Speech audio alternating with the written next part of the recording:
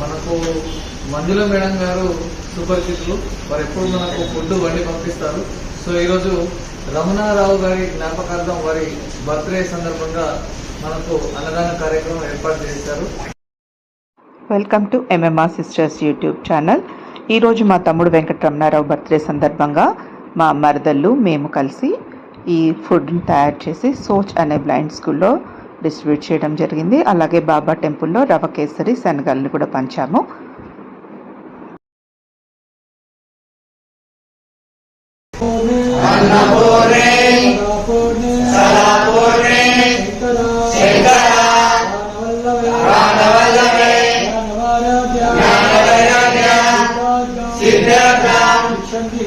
Parvati